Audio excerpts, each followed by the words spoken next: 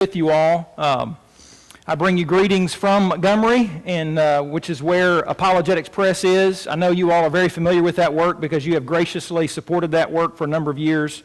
Some of you perhaps individually. I know this congregation as a whole. I work with some really interesting fellows. Have you ever heard of Kyle Butt? I mean, worked with that guy. I work with Dave Miller. I think maybe he's been around here before. And some other guys, Jeff Miller, our resident scientist. And so just get to work with those guys, and I think you know some of them pretty well. Kyle, you know, he's moved back to Tennessee. Did you hear about that? He's been in Alabama for a while, and Montgomery and Florence, and he had to get away from Brian McManus, who's down there in the Florence area, so now he's up in the Columbia area. Maybe one day he'll just move right here to Leoma, you reckon? I also bring you greetings from Wetumpka, Alabama. I worship with the Wetumpka congregation there and have the privilege of working with them and serving as one of their elders, and just love being a Christian. Isn't it awesome to be a child of God, to be a servant of Jesus Christ? We're looking at this week a closer look at Christ. Let me see if this, I think I'm hitting the right button here. Is that advancing correctly? We're going to be looking at a closer look at Christ. I tell you what, I may have to have you all advance if this will not, no problem. You know, I think that devices like this, sometimes they're allergic to me because sometimes when, I don't know, I'll either lose it while last weekend I was preaching at Wetumpka and I don't know what happened to it. It was like left on one side of the podium and I was on the other side and just had someone help advance the slides for me. We call ourselves Christians because we believe with all of our heart that Jesus Christ is who the Bible claims that he is, the Son of God. We call ourselves Christians like they did 2,000 years ago. The disciples were first called Christians at Antioch, Acts chapter 11, verse 26. Agrippa said, "You almost persuaded me to become a Christian," Acts 26, 28. Peter wrote in 1 Peter chapter 4, "Let none of you, suffer as a murderer, a thief, an evildoer, as a busybody in other people's matters. But if anyone suffers as a Christian, let him not be ashamed, but let him glorify God in this matter," or in this name, the name Christian. You know, on a very fundamental level, we believe that, obviously, because we believe that Jesus really exists and that he came in the form of man some 2,000 years ago. And in the few minutes that we have here in Bible class this morning, I'd just like to kind of remind us that there are a lot of people in this world who don't believe that. And sadly, it seems like an increasing number of Americans. I mean, there are billions of people around the world, you understand this, that are not Christians, that don't believe that Jesus Christ is the way to heaven. Some of them don't even believe in the afterlife. I mean, there are about 1 billion people in the world who claim no religion whatsoever. The number of non-religious Americans has been increasing for a few decades now. I mean, dramatically. You know, you go back to my mom and dad's day. You know, my dad was born in 1935. My mom was born, and she might say, none of your business. But they've been around a little while. And the number of non-religious Americans back in the 30s, 40s, and 50s, when they were growing up, I mean, was basically minuscule. And it's been increasing, especially in the last couple of decades. I just read a statistic this last week from the Harris poll, 2015 poll that was taken, that indicated it seems that 23%, this is the highest I've ever seen. I've heard 20, 21%, 23% of Americans claim no religion whatsoever. And among millennials, those that they used in this poll, in the Pew Research Center poll, they said that number among millennials is between 34 to 36%, if I remember correctly.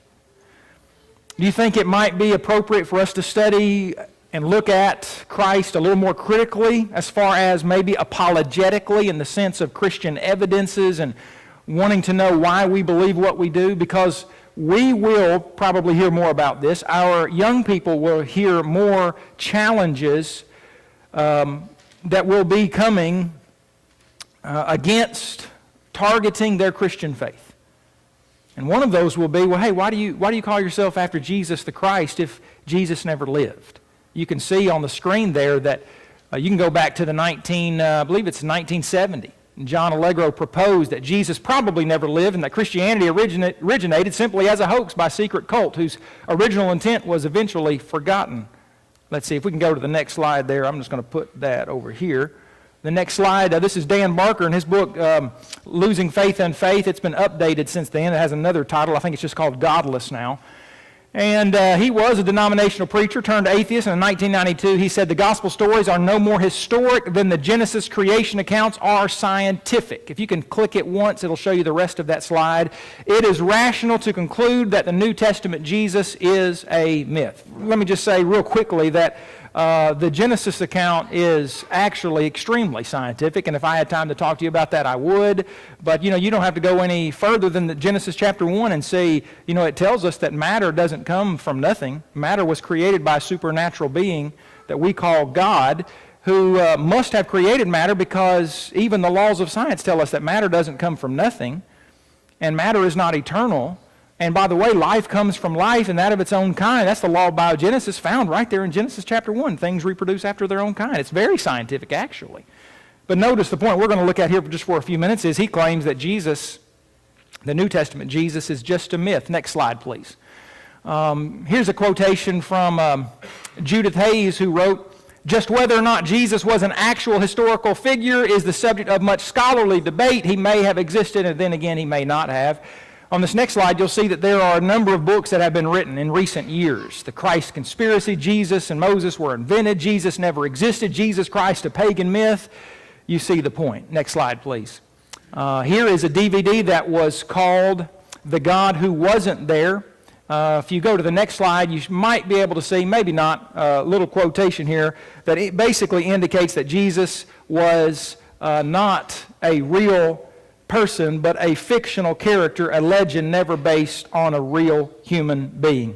The director of this movie, he was on a radio interview sometime later. If you go to the next slide, you'll see that in that radio interview back in 2005, he made this statement. If you'll click to the next, he said, "I think it is probably correct that Jesus, in fact, never existed." He went on to say, "Once I started looking at the evidence, I became fascinated by the idea that Jesus Christ never existed, a fact that many people have never heard at all." Interesting. He said it's probably correct that Jesus never existed. Well, is it probably, or is it just that way? Is it a fact or not? Well, is there evidence that Jesus actually existed? Next slide, if you will, please.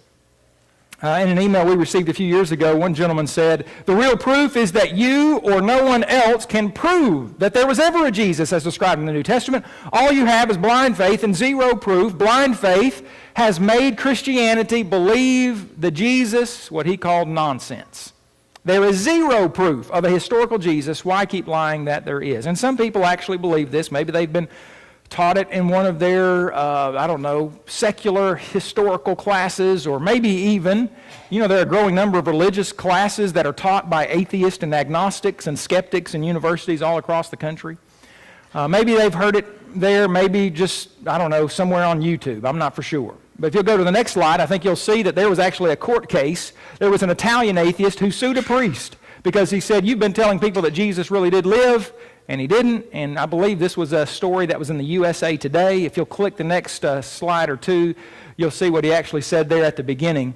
And we'll just move on from that. He basically was saying, hey, we've got this atheist who's suing a parish priest for saying that Jesus Christ existed.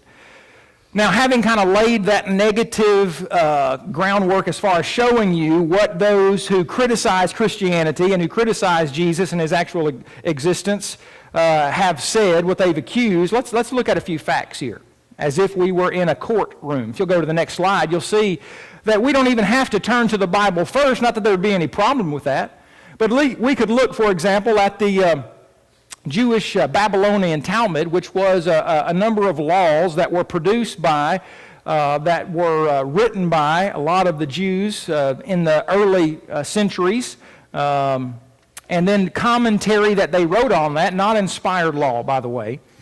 And they wrote about a man named Yeshu, or Yeshua, the Aramaic for Jesus. And if you will go to the actual quote, they talked about how there was a Yeshua, if you can click one more there for us, that on the eve of Passover, Yeshua, now remember, Jesus is the English pronunciation and English translation of the Old Testament Joshua or Yahashua, and the Aramaic Yeshua, the Greek Iesus, English, it's Jesus. Well, here is a form of that Aramaic, Yeshu. On the eve of Passover, Yeshu was hanged for 40 days before the Now, again, this is not inspired text. This is what those who didn't believe that Jesus was the Son of God, what they had to say about what was going on.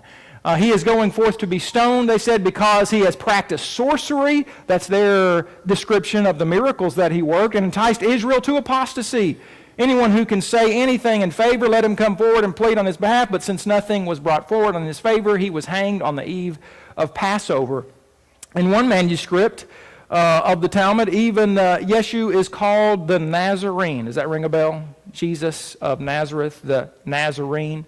Next slide, if you will. We not only have this particular Jewish witness, we have Josephus. You probably have heard of Josephus, a Jewish historian from the first century. He was born just a few years after Jesus died. I believe he was born in AD 37.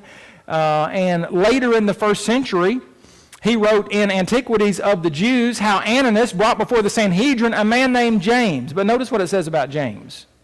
That James was the brother of Jesus, who was called the Christ, and certain others. He accused them of having transgressed the law and condemned them to be stoned to death.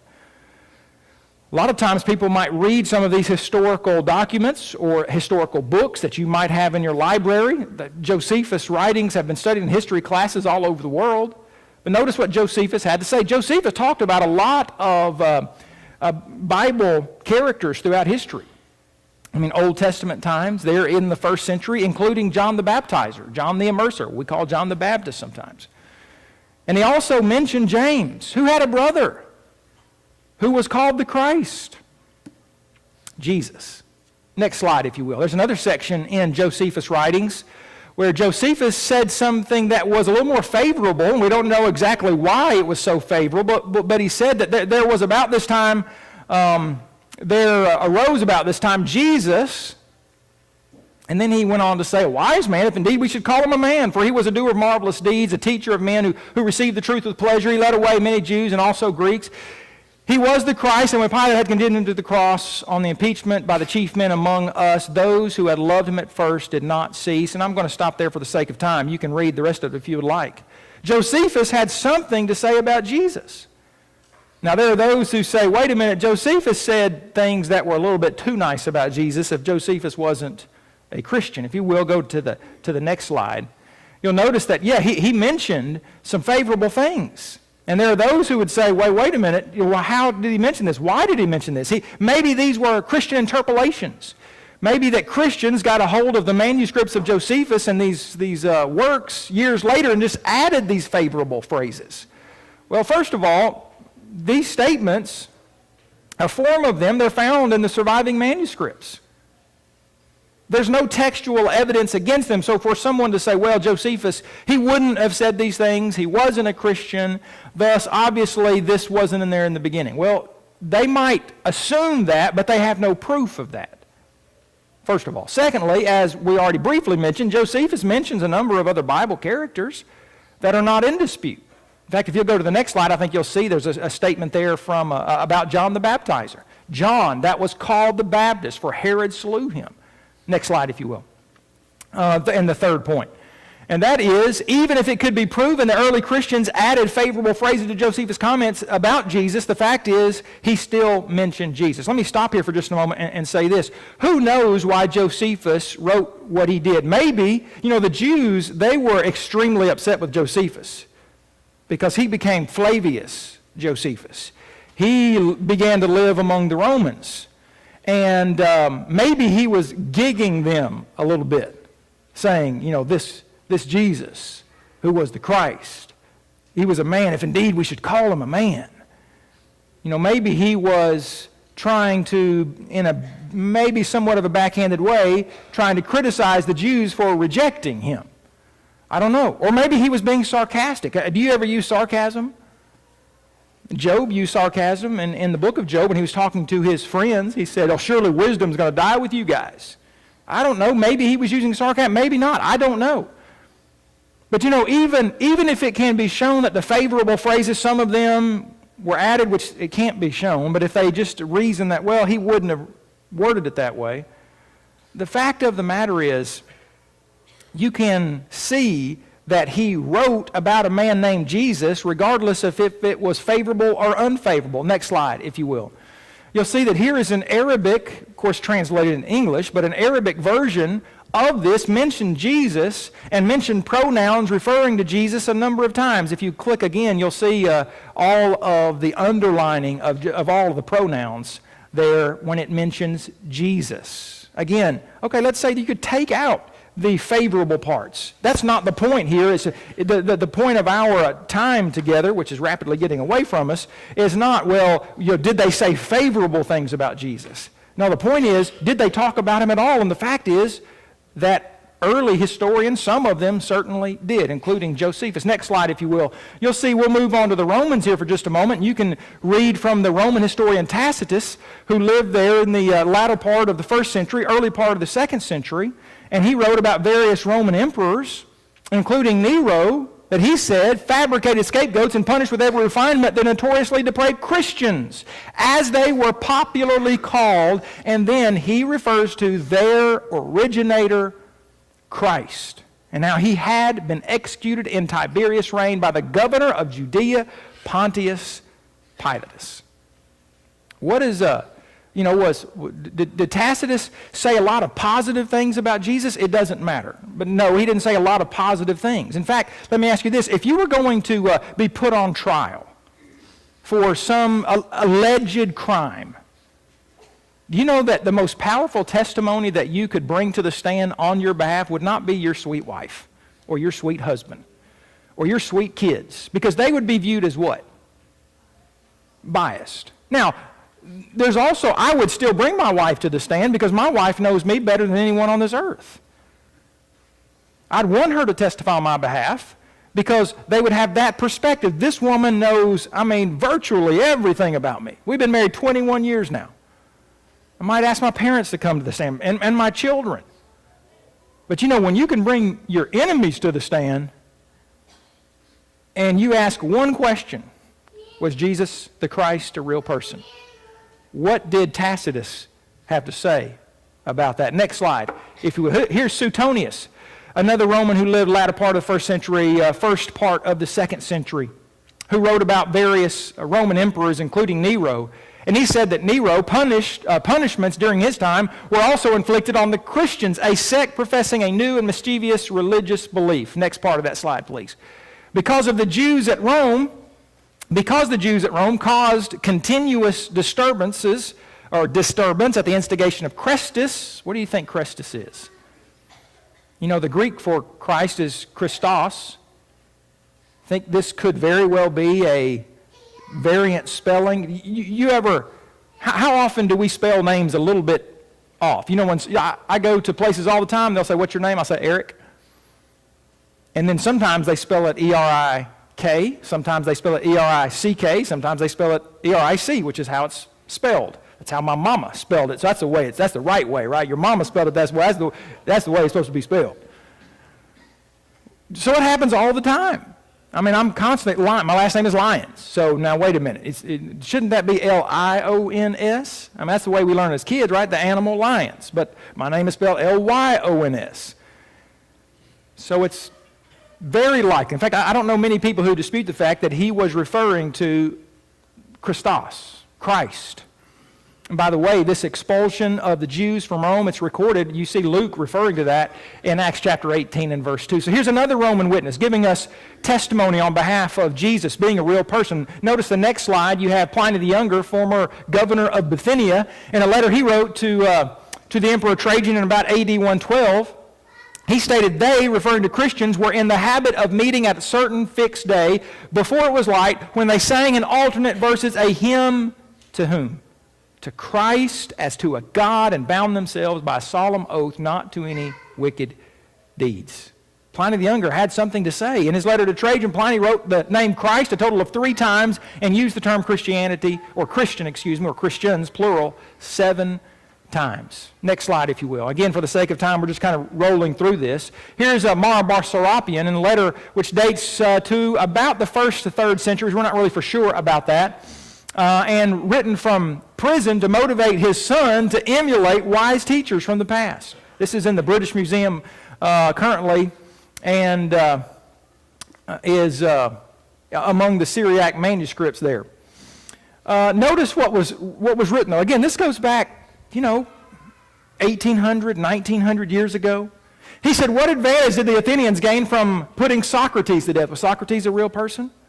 He thought so, and of course his history tells us so. Famine and plague came upon them as judgment for their crime. What advantage did the Jews gain from executing their wise king? Oh, the Jews had a wise king. It was just who was executed. It was just after that their kingdom was abolished. What do you think that might be a reference to? Perhaps the destruction of Jerusalem in AD 70? Socrates did not die for good. He lived on in the statue of Hera, nor did the wise king die for good. He lived on in the teaching which he had given. Some might say, well, Eric, this doesn't mention the name Jesus. It doesn't mention Yeshua, Jesus. But that shouldn't really be a problem. Why? Well, if someone 100 years from now said, Eric lived in Wetumpka, Alabama, back in the early 2000s. Would that prove that I lived, that I personally lived, and would just the mention of the first name Eric wouldn't really do it necessarily? Why? Because there are a lot of Erics in the world. And there were a lot of Yeshuas, Yeshus, Yahashuas, Iesuses. Even today you hear, especially among those among our Spanish friends, Spanish-speaking individuals, you hear a lot of what? Jesus. It's much more common in Spanish, it seems, in English and in the U.S. You don't hear a lot of going to school and hear of, I go to school with Jesus. You don't hear that a lot. But in other places around the world, that name is used often.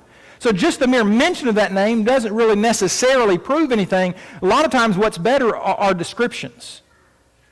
How many Yeshuas were there in the first century who were referred to as the king of the Jews? Next slide, if you will. Lucian, who was a Greek writer and rhetorician, who didn't have much positive to say about Christianity, but notice what it does say. Notice what he said. The Christians, worship a man to this day, the distinguished personage who introduced their novel rites and was crucified. Okay, there was a man that the Christians worship who was crucified.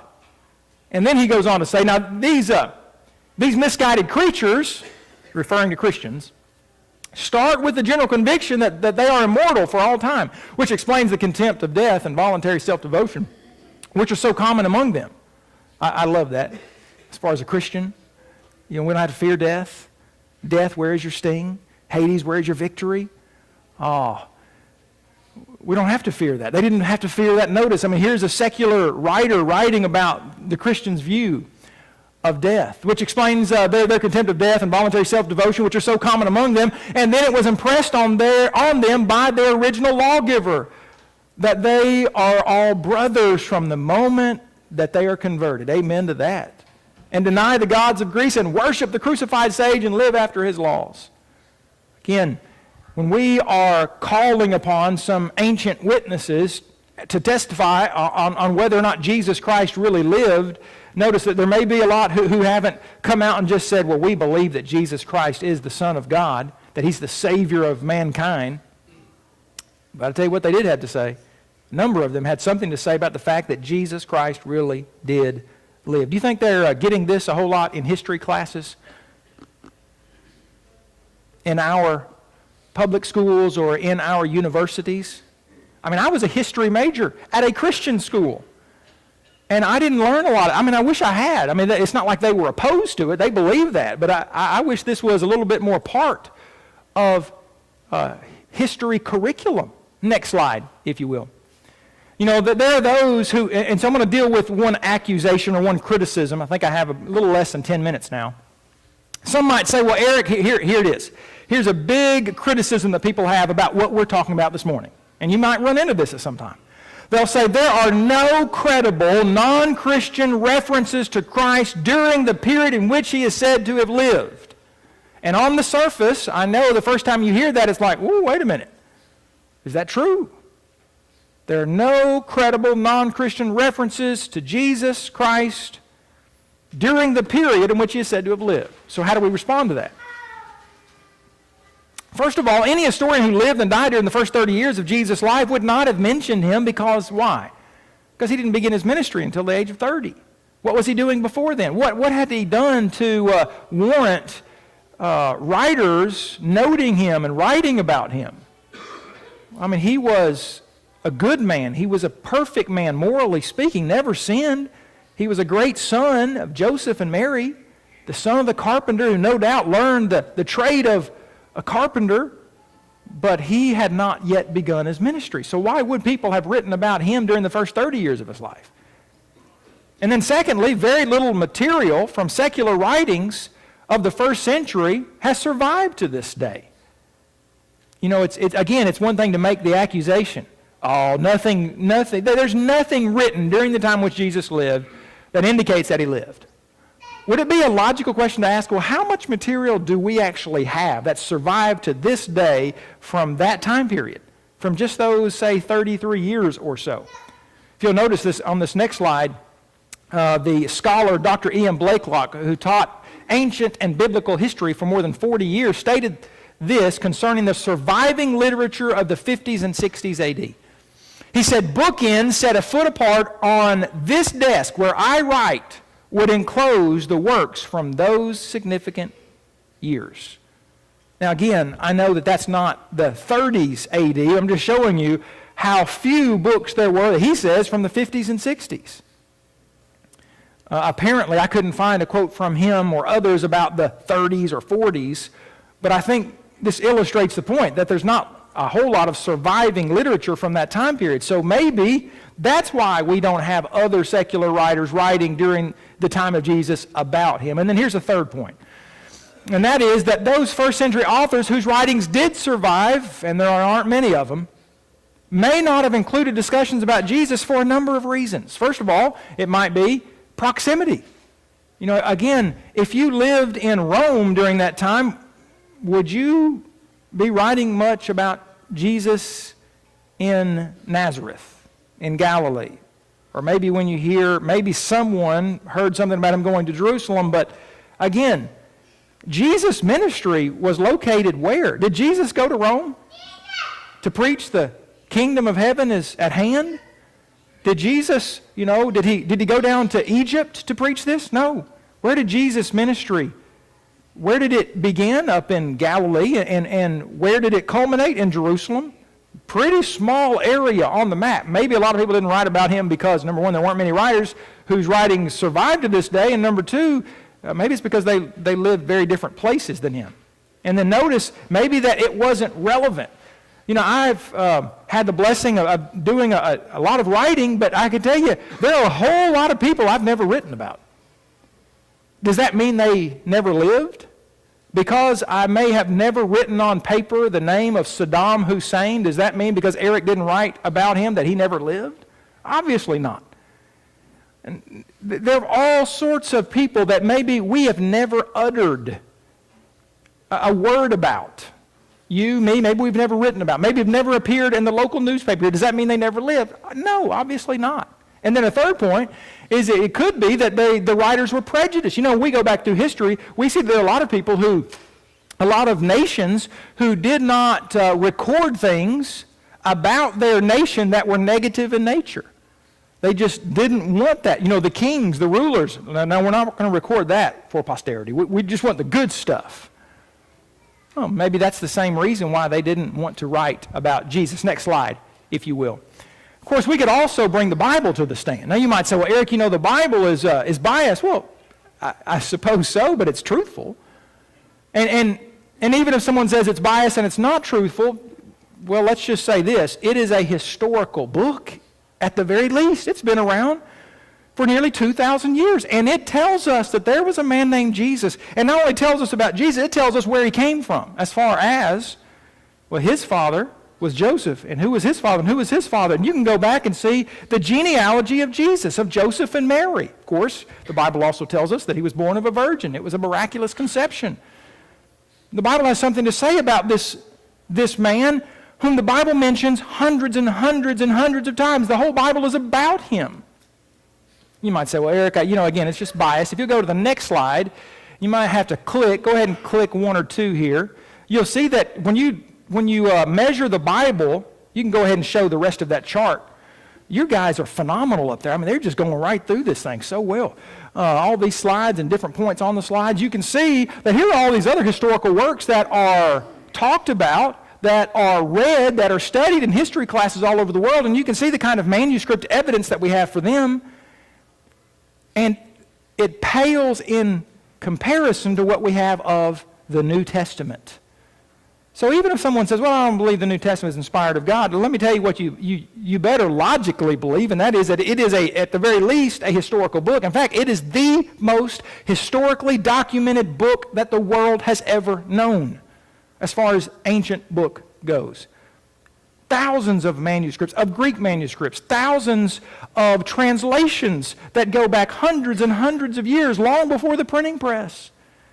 You know what all this tells us is, at the very least, that the people who wrote this and the people who copied this, who were copying those who wrote this, they believed that Jesus Christ truly did live. Just have about a minute or two left here.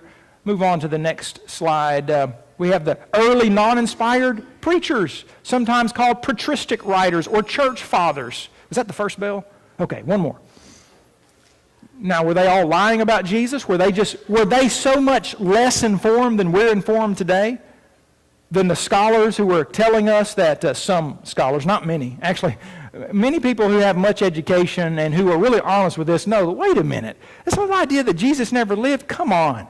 We may not believe him, but to say that he never lived, that just defies all of the documentation that indicates that he did live. Next slide, if you will.